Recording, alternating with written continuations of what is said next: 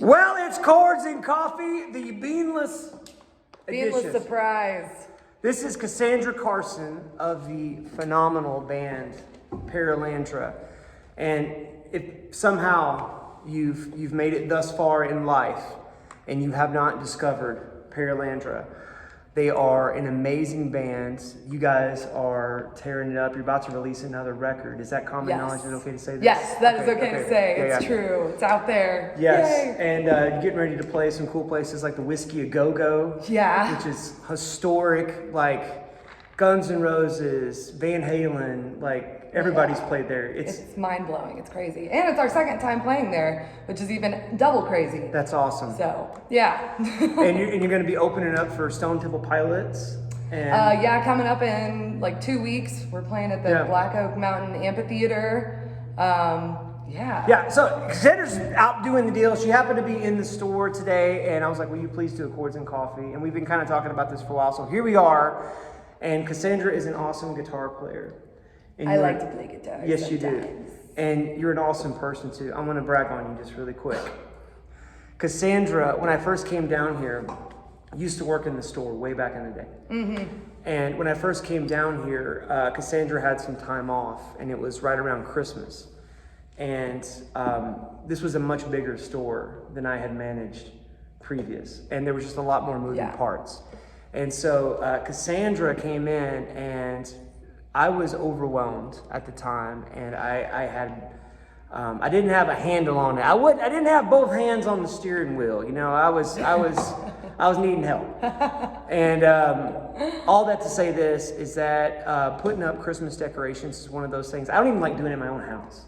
Honestly, I don't like doing it at my own house either, but for some reason, putting up Christmas decorations at Palen Music Center just feeds my soul. Well, I can see because there's all these guitars and stuff, and so it's like really cool rock and roll Christmas. Yeah. But nonetheless, I hate doing it. And so anyway, Casandra agreed to help just out of the kindness of her heart. Of course. And literally decorated the whole store, and it's not a small store.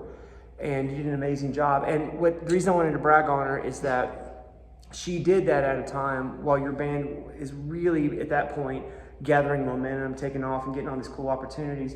She literally has her face on stage microphone stands as part of the marketing, like on the merchandise itself. And I'm like, man, here's this person that is, you know, stooping down to help me do something that, and then that just meant a lot to me because I was overwhelmed at the time. So anyway, she's awesome. I'm really grateful that you agreed to do this. Of course. And let's talk about music. So you're playing in a 2-guitar band. Yeah. Okay.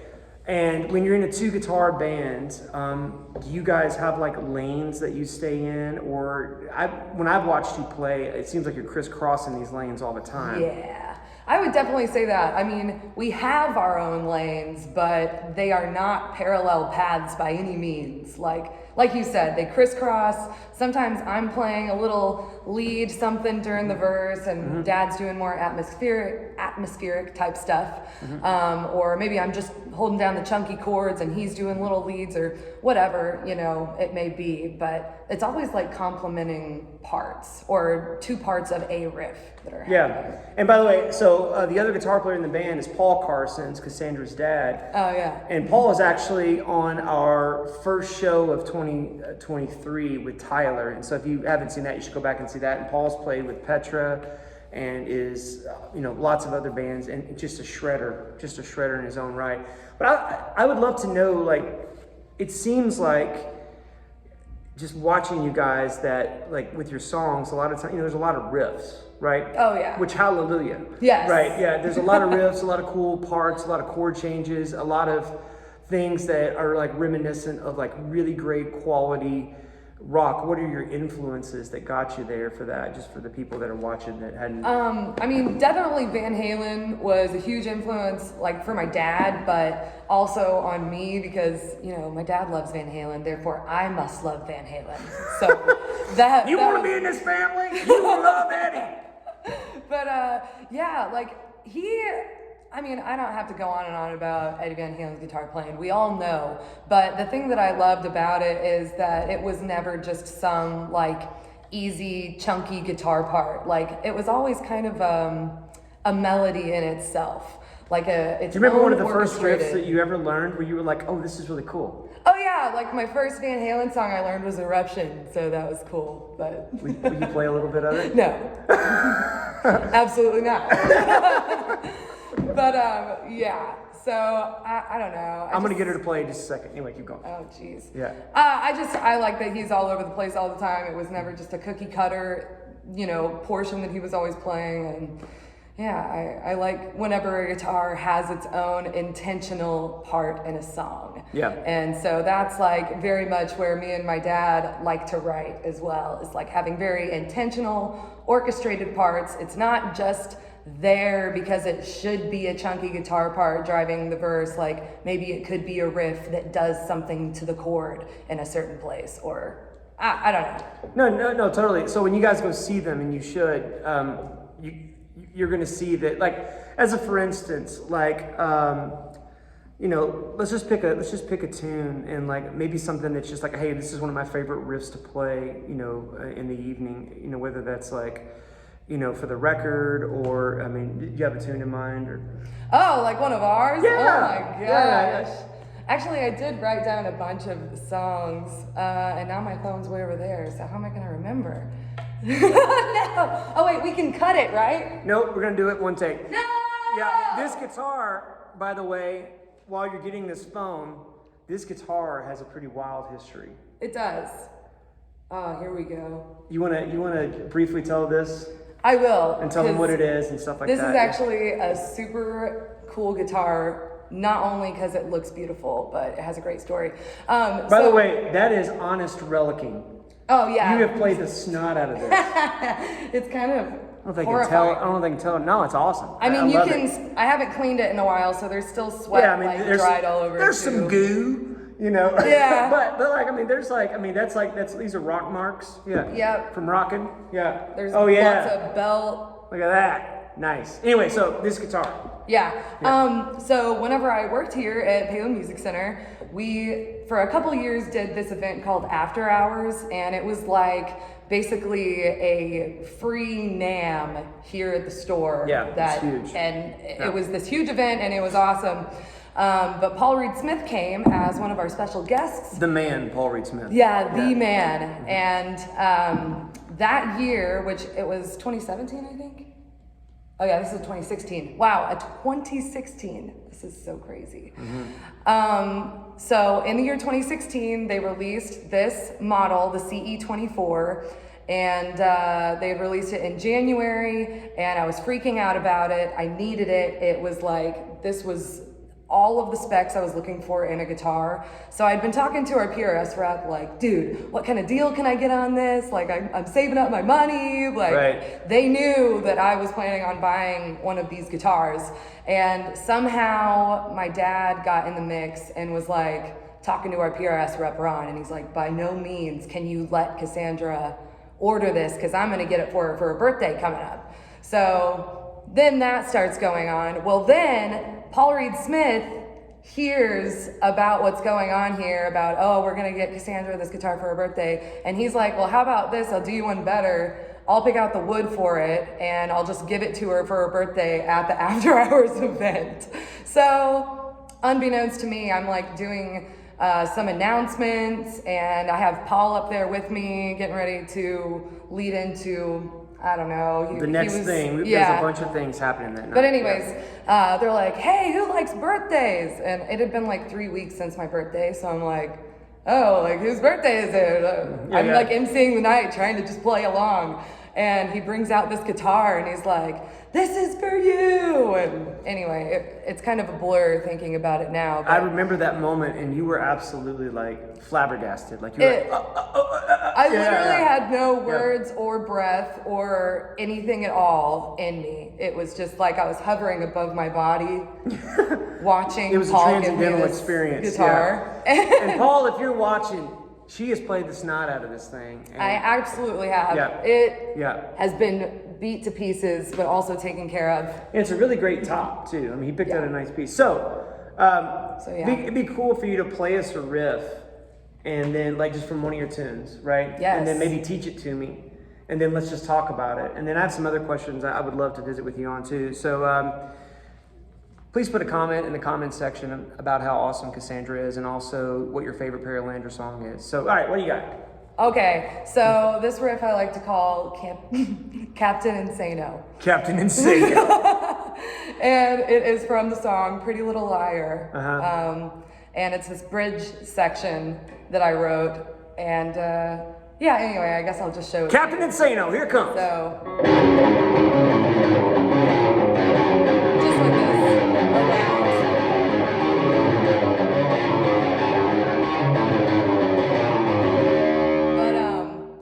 I'm like singing over it while I'm playing it. And No way. Oh yeah, definitely. Do that. It becomes muscle memory, you know. Yeah, I'm gonna here. Yeah, But- I would love to hear you do that. I'm gonna turn you up just a skosh. Yeah. All right, Captain Insano, one more time. All right, so. By the way, we're playing through Friedman amps. Yeah. It's a Friedman runt back there, We got a Runt 20 over here. and I've got a little sister right here behind me, and obviously PRS guitars. This is a Vela, and then this is the Casandra model. Yeah, All it's right. the E24. So I guess I'll just start from the beginning of the bridge because it kind of like builds, but Yeah. it's like, I see you, you'll see through, I'll get to the bottom of you, I see you see through, I'll get to the bottom.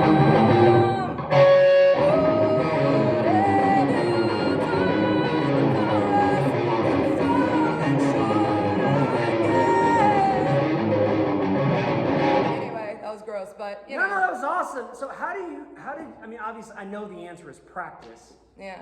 But so you're writing that, and what was really interesting is that you went to the major third at one point, but you're not playing the major third. You know what I'm talking about? Oh yeah, right here.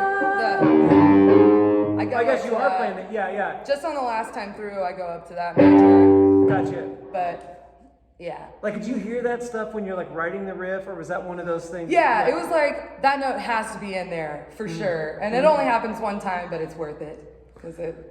Yeah, the Love Will Win song too. There's a huge moment in there where there's like a major third kind of thing, right? I think so. Yeah. Yeah. It's in drop D, so I'm like trying to. No, it's great. Transpose in my head, That but- song, when I heard you guys do that live the first time, there is like, what note is that? That's up there at the. Like a F sharp.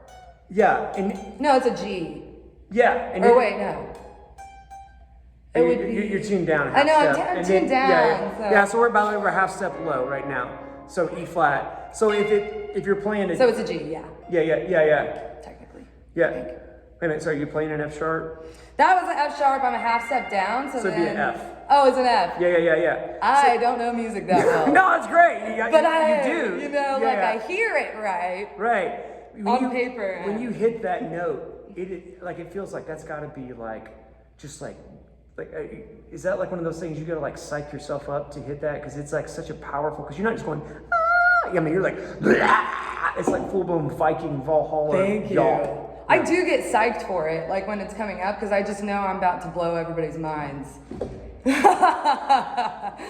All Like, confidence, ladies and gentlemen. Let's get it. These people don't even know what's about to hit them. And then I do it. I will say this, in all seriousness. I have never seen any band love and care for your fans and spend so much individual time with them than you guys. And that You has do. to be because you are family to begin with. Yeah.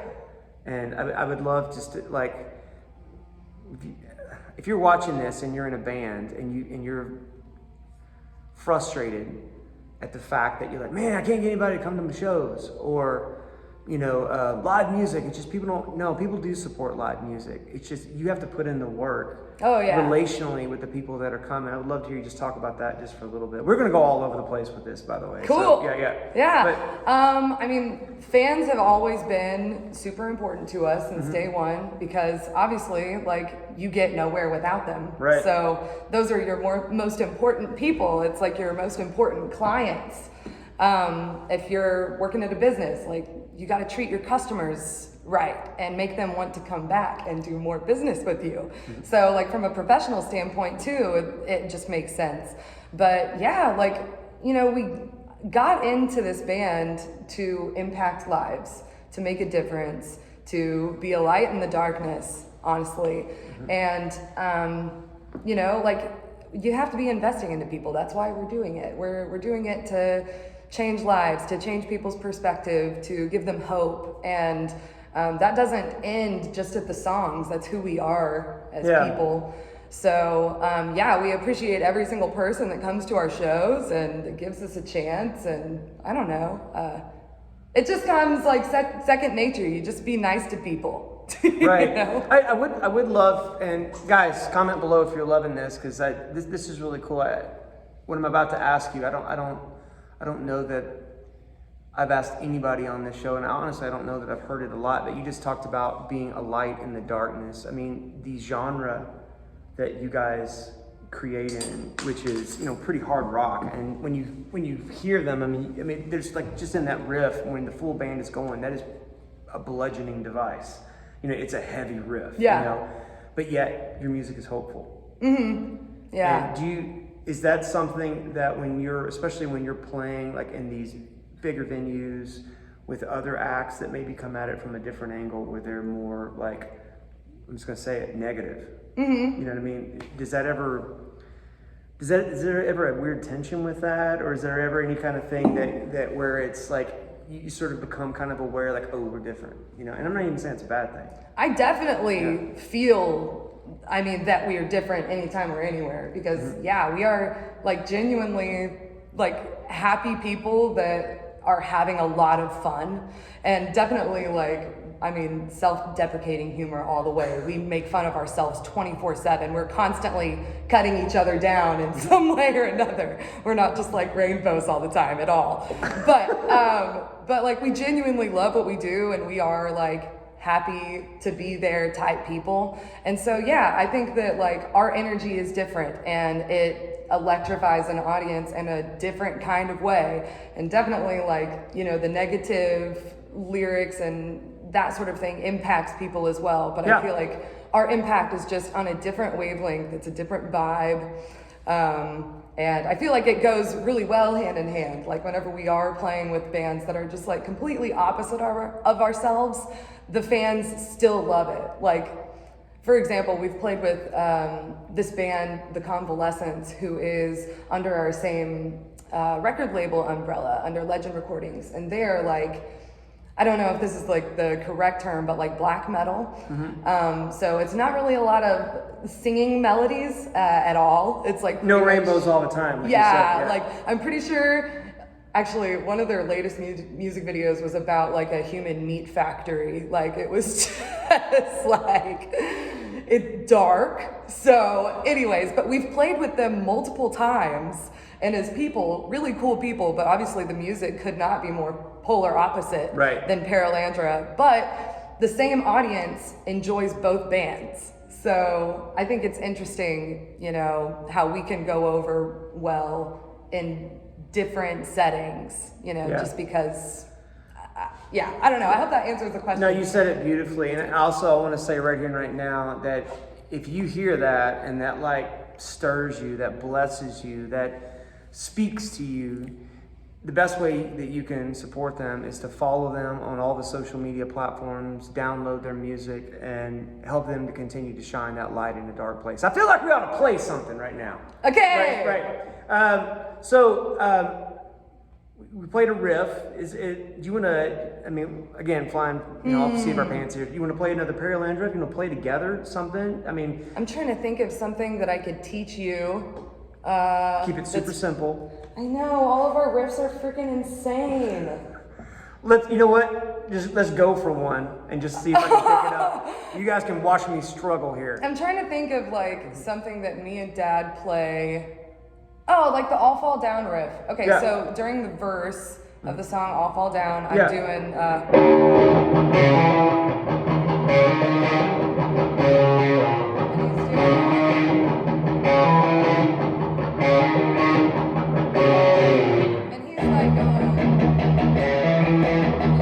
and he's doing like a da-na.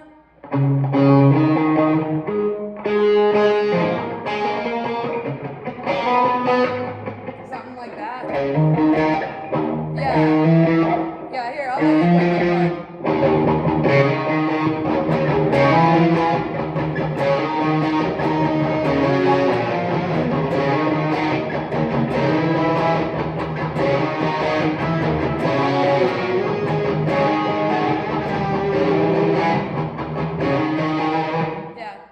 do it right. That's But- okay. Yeah. That's one of our riffs. When you're doing, when you're, you know, I don't play like a lot of heavy stuff, but I had like a moment where I did in my life, and so sometimes when I get in that zone, it comes back. But are you alternate picking? Are you down picking everything? You ever think about that? I honestly, I know that I'm doing both, but I don't consciously think about it. Yeah. But there are definitely some moments that I have to.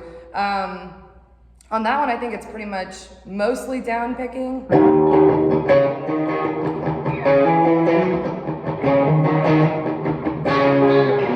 I guess it's a little bit of both.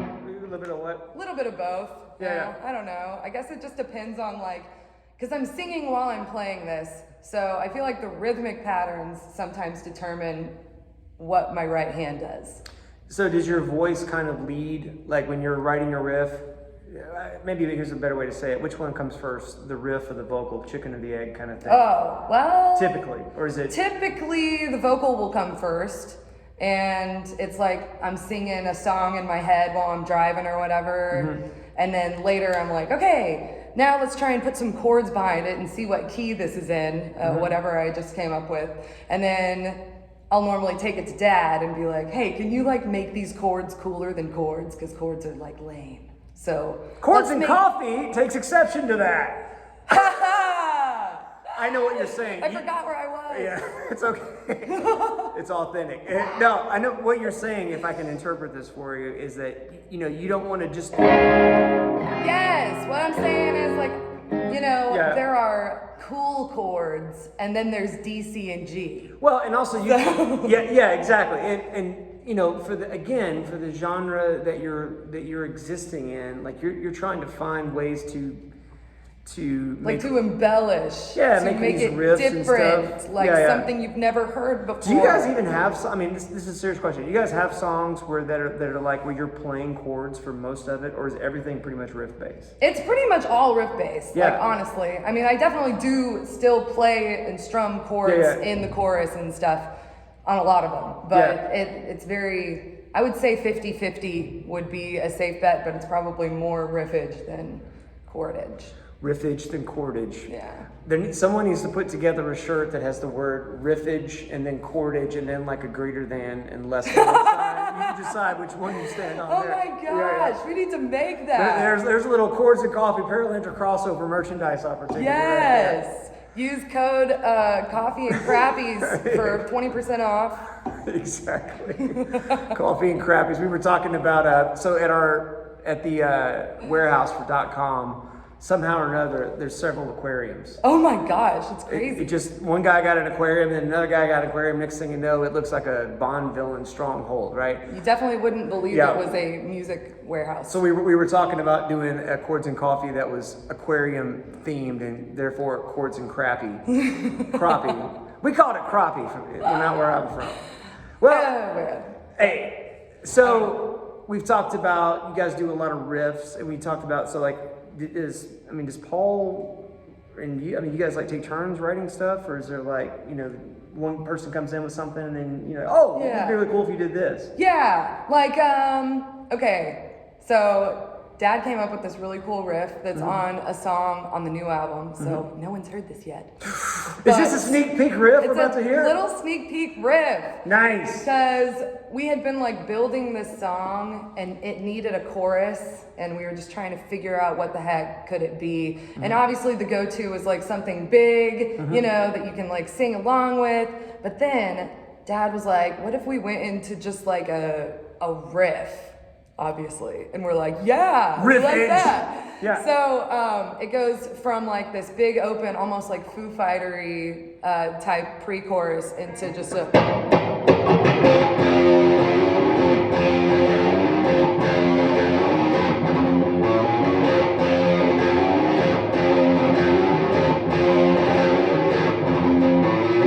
Anyway, just like super cool. But then that's like the chorus riff, which is sick. And anyway, so he just came up with that at practice one time. It feels like a that kind of thing. Yeah, Sort of harmonic so minor kind of. freaking heavy. I can't wait for everyone to hear it.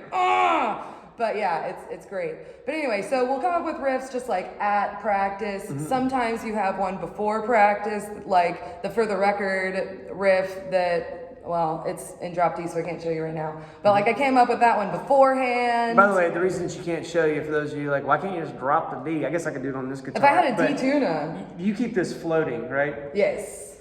Yeah, it's a little floating. bit. It's a little floating. Yeah, it's not super. You can go forward and backward a tiny bit. It's a Scotia float, little float Scotia. All right, anyway, for the record, that was another situation where so like on that one you just showed me this song. How long have you had this in the can before like it actually came into fruition? This one is actually a newer one. I think we finished it maybe 2 months before we went into the studio. Oh, nice. Would have been Were you writing specifically like we got to write something for this record? Yes. Yeah. What do you like that, or does that feel like, oh gosh, man, pressure's on? You know. It does feel scary, like the pressure's on, but I don't know. It's fun too because I like the songs that we write, so it's also kind of exciting. Yeah. And so, do you and Paul kind of squirrel off, the two of you, and then present it to the rest of the band? Like, okay, Yeah, I would say so. Like a lot of it will start like just with me or just with him coming up with pretty much almost sometimes an entire song by ourselves. And then normally we'll take it to each other, embellish on that, and then take it to band practice where then like Dakota and Sawyer are super helpful in like arranging the song and like with flow and stuff. Because I find that me and Dad have a lot of ideas and like we'll just throw everything out there, and sometimes it needs a little bit of refining.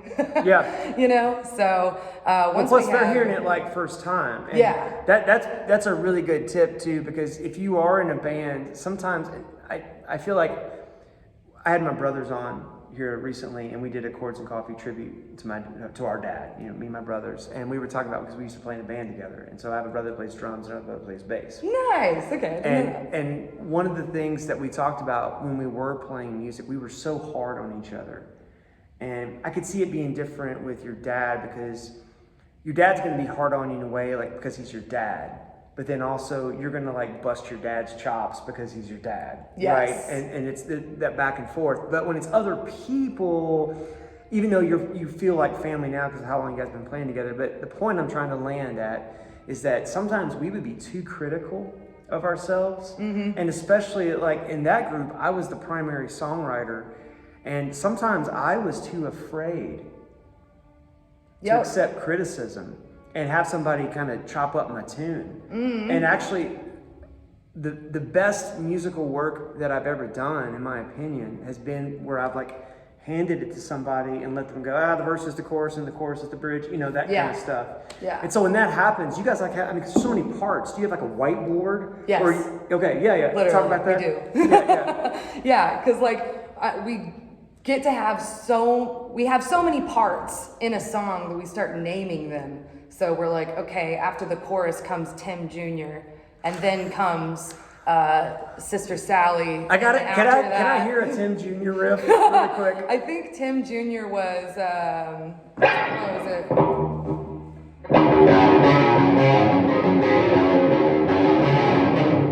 Yeah. Something like that. That totally sounds like Tim. Tim Jr. But his boy, not Tim Sr. Yes, his boy. Yeah. So you got a whiteboard and you put in a roadmap. Yes. In real time. Yes. Yeah, exactly. And sometimes, you know, it'll be like, you know, pages of next part, stop, like, you know, cut after this many counts. I mean, it is very much like a moving piece of music that changes constantly until you get to the end. We're not a copy and paste kind of band. So we're always trying to do something a little different on the next chorus, or a little bit different of a change in between. I mean, that is a beautiful tip too, because not every chorus, I mean, even if it's just doop, you know what I mean, just like you know, like you said, well, just that first riff you play where you had the G sharp in there. Oh yeah. You know what I mean? Where let's be G because we're tuned down, but whatever, you get it. Anyway, just that one little nugget, like just, you know, did something to it just to make it a little refreshing. Yeah. Now that's really cool. So one of the things I would love to ask you, and I just feel like there's somebody out there right now watching this that loves Casandra. There's a bunch of you out there that feel that way and loves Paralandra. And when you're listening to her talk about this, you're sitting there thinking, God, I would love to be where you're at right now. And so to that person, what would you say to yourself 10 years ago? Maybe like a few, like, don't do this, definitely do this, or anything like that. Like if you could go back in time and tell yourself, if nothing else, just to encourage yourself, what would you say to that person?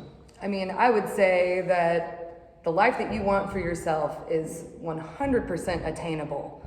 And if your goal is to make music your main source of income to where you can quit your day job, it's possible. You can do that. And with a lot of hard work and lot more hard work after that hard work, it can be possible. And I'm living proof of that. And I dreamed for many years of being able to do this. And, you know, I'm still not done. I still have more goals. But, you know, set goals for yourself. Work towards them because they can be accomplished. You can do it. It is possible if you want it. And you have to work for it. But just then when you said if you want it, I felt like that's a really, really, really important point, because a lot of times, hot take, and I love you so much, Chords and Coffee, but a lot of times we say we want things and we don't really want them. Mm-hmm. You know what I mean? We want the idea of it, or we want people to, associate us with that. Or how about this? The truth is we really don't know what we want, and we need to maybe, keep looking, or just, be patient with ourselves. But at what point were you at when you said, I want this? Honestly, I would say when I was 13, it was that moment for me. And it was whenever I subbed in with my dad's cover band at this like Cinco de Mayo celebration. And I got to play the Hotel California. Was this IROC? No, it was What's Next. What's Next? Yeah. Was the name of the band? Okay. Yeah, it was dad's cover band, What's Next. They were great. But these guys, which honestly, like, I'm amazed that they even let me do this because none of them had ever heard me play before. It's just like, so were you subbing, like playing lead guitar, or were you subbing? Yeah, so I was doing Hotel California. I did the entire end solo by myself, where normally it's like a back and forth, But during like the whole front of the song, me and my dad were doing like all the lead stuff kind of together. There's a lot of harmony guitar throughout the entire song. Oh geez, I don't know if I remember now, but yeah, like the. Let's see.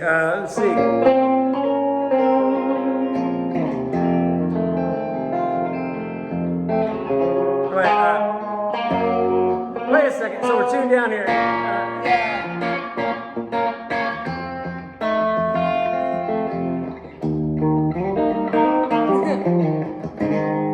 Wow, I suck. Yeah, me too.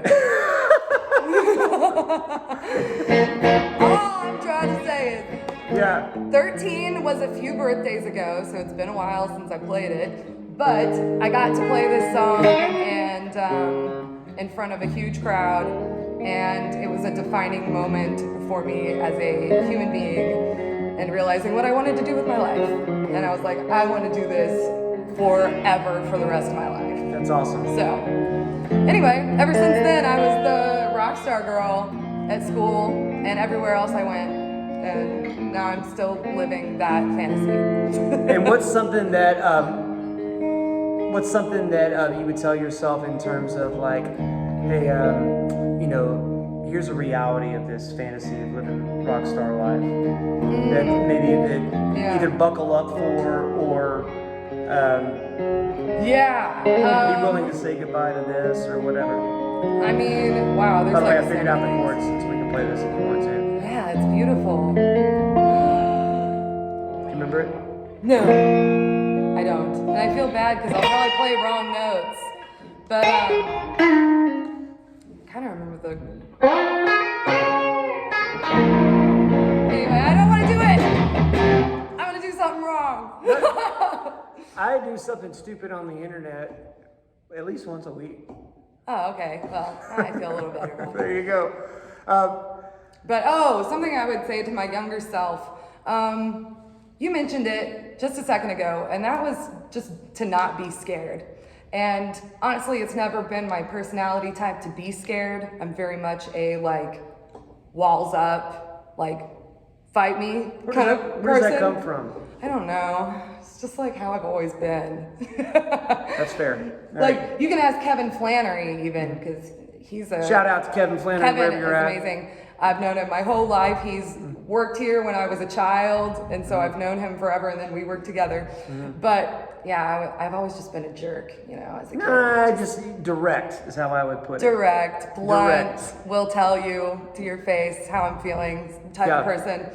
But to not be scared, I have definitely found that I had some pride problems, some ego problems where I was like, well, I'm just like this cool girl that's like gonna be a freaking rock star one day, and just like had this attitude and kind of like this, it's deserved unto me to have all these things. But the truth is that I had to work for every single inch of success that I've had. None of it has been given to me. And in fact, some of it has been taken from me, like walls have been put up in front of me, mountains, rivers, obstacles of all kinds have been put in front of me to prevent me from living out my dream and doing what I want to do. But I've had to put all kinds of stuff aside, ego, whatever, to say, okay, if I want this, I have to work for it. I have to achieve this. I have to do all of the groundwork, and I also have to be my own #1 fan. I need to love me because nobody else is going to do that for me. Yeah, that's something. No, that's beautiful. I love what you said there, and that's something that we were just talking earlier. A friend of ours, a mutual friend, had asked recently, "Hey, I need to get back into playing, and I'm just struggling at it. Every time I pick up my instrument, it's just not there, and I get more and more depressed about the fact that I'm not playing. So what do I do?" And the first thing is you got to love you. Mm-hmm. You got to love the sound that you make. You have to enjoy. I mean, you still play guitar for fun, right? Yeah. Just for the heck of it. Yeah. Make sure that I still got my chops, which clearly, according to this Chords and Coffee, I don't quite have my chops where I'd like them to be. There was a lot of putting folks on the spot here, but just for fun, is there like a little noodle? Like whenever I'm sitting down to play a guitar in the store, like I invariably have like a similar noodle that I do. You know what I mean? Yeah, like, yours is probably freaking cool. Well, no, shredding. There's complex. Well, no, I just end up doing like little pentatonic noodles. But do you have little noodles that just kind of come out when you just sit down and play? Yeah, like don't overthink it. Just like there's this little thing in one of our songs that me and Dad harmonize on. That's just like a fun little. It's just like kind of a fun little that makes me feel like I can play cool things. Like, oh yeah, that sounded awesome. You can play cool things. Yeah. And then like I kind of expanded on it. It doesn't do this in the song, but like and just kind of like trying to walk down the chords and I don't know. Yeah, it's like a harmonic minor thing. You like that? Yeah, we kind of go to that a lot. Yeah, well, it's cool. It's cool. So what that is basically it's a minor scale that has the major 7 in it as the leading tone, so that you've got like this. So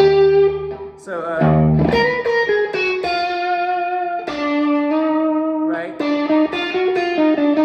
So it's a think of it as it's an E minor scale that has a E flat in it, so that you have that little resolve thing. An easy way to do that is like if you make the Stairway to Heaven minor chord. So if I'm doing an E minor, it's actually E flat because we're tuned down a half step. But if I'm 12, 12, 12 on the top 3 strings, so 12 on the high E, 12 on the B, 12 on the G, and then ring finger on the 14th fret. If I do a half step behind each one of those notes.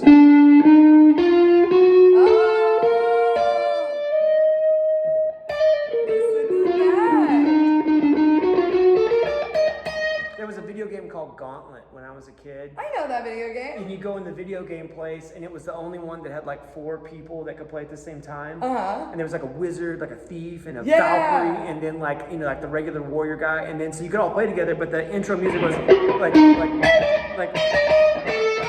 that kind of thing. Yes. I just remember the first time somebody showed me that, I was like, Gauntlet!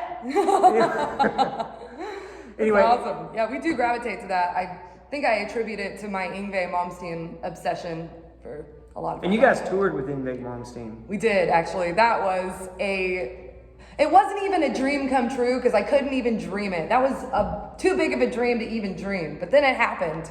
Did you get much time with him, or was he kind of like going from one thing to the next? No, I got to meet him one time. Yeah. And it was actually really cool because he was really nice and I was not expecting to get any kindness, you know. Yngwie has kind of a reputation for being direct. He's just as direct, if not more direct than me. There you have it. That's kind of what I was expecting. Like, I don't know. I didn't expect him to be impressed. So that's kind of where my baseline was. But he was really nice, said that he loved our band and that he loved my voice, and that blew my mind. That's And it was awesome. really cool. Well, thank you, Yngwie. And thank you for being here. This has been great. This has just kind of been, you know, just conversation with Casandra. And, you know, I love you guys. I mean, Paul is, you know, still, you know, really involved with the company. And so, you know, I do get to interact with Paul. And, you know, it's been really cool just watching just the ascent, and also the fact that you're the same in terms of just as a wonderful person. Yes, you are direct, but the world could use If you want the truth, ask. Yes, and you can be direct and be kind. You can be I'm direct still and be working on that compassionate. part. Well, you have your moments, and it's nice. Yeah, but no. Hey, please show some love to Paralandra and Casandra. Blast these comments. Go follow them on all the social media platforms. They're on Spotify, they're on YouTube. Fun fact, you're going to want to stick around because on this YouTube channel, we're working on a little Palen Music Paralandra thing. Yeah, it's actually way cooler than you even realize right now. Yeah, I really want to talk about it, but I just feel like a tease is appropriate for this. I think a little tease is appropriate. little Because, tease. I mean, you guys are about to get knocked upside the head with coolness from us. Yeah, and that's Casandra in a nutshell. She will knock you upside the head with coolness. Hey, thanks for watching. If you enjoyed this and you want to see this again, we're happy to do it. In the meantime, you guys are the most encouraging guitar community on the internet and in the universe and anywhere else. Thank you so much. Go follow Paralandra. We'll see you next week for another Chords and Coffee. See ya.